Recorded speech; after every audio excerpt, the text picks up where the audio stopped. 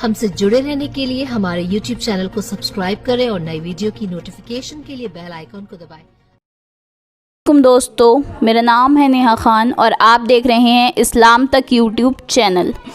नाजरीन, आज की इस वीडियो में हम आपको बताएंगे कि आखिर इर्तुगरुल गाज़ी की मौत कैसे और कब हुई, और आपको ये भी बताएंगे कि इर्तुगरुल गाज़ी की कब्र कहाँ मौजूद है। दोस्तों, ये बात तो बिल्कुल ज़ाहिर है कि जब से इर्तुगरुल गाज़ी सीरियल आया है तब से हर मुसलमान सल्तनत उस्मानिया के बारे में काफ़ी कुछ जानने लगा है, और इर्तुगरुल गाज़ी के बारे में ज़्यादातर लोगों की मालूमात हद से ज़्यादा बढ़ गई है। और जो भी बंदा कुछ नहीं जानता है वो हमेशा जानने के लिए बड़ा ही बेचैन और शौकीन रहता है। लिहाजा इन्हीं तमाम चीज़ों में से एक अहम पॉइंट ये था कि आखिर इर्तुगरुल गाज़ी की मौत कैसे हुई। दोस्तों, इर्तुगरुल गाज़ी की मौत के बारे में जानने से पहले सबसे पहले हमें ये जान लेना ज़रूरी है कि जो शख्स अल्लाह ताला की राह में जिहाद करता है यानी जंग करता है, उसके सिर्फ दो ही अंजाम हो सकते हैं। या तो अल्लाह की राह में जिहाद करने वाला शहीद हो सकता है या फिर गाज़ी हो सकता है, क्योंकि जो भी अल्लाह की राह में जंग करते करते अपनी जान गंवा देता है और काफिरों के हाथ से कत्ल हो जाता है उसे हम शहीद कहते हैं। और जो शख्स जंग करते करते अल्लाह की राह में कुर्बान नहीं होता है, उसका कत्ल नहीं होता है बल्कि वो फ़तेह हासिल करता है और जीता जाता है, उसे हम गाज़ी कहते हैं। और जाहिर है कि इर्तुगरुल के नाम के आगे भी गाज़ी लगाया जाता है, तो इससे ये बात तो क्लियर होती है कि इर्तुगरुल गाज़ी यानी किसी भी जंग में वो शहीद नहीं हुए थे बल्कि वो गाज़ी थे।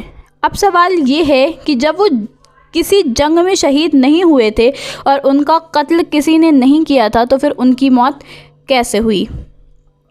दोस्तों, जो जवाब तारीख़ किताबों में इस चीज़ को ढूंढने की कोशिश करेंगे तो आपको इतिहास से मालूम चलेगा कि 1289 में जब इर्तुगरुल गाज़ी काफ़ी बूढ़े और काफ़ी कमज़ोर हो गए थे तो उन्होंने अपने कबीले की सारी ज़िम्मेदारी और कबीले का सारा निज़ाम अपने सबसे छोटे बेटे और सबसे होशियार बेटे उस्मान गाज़ी को दे दिया था।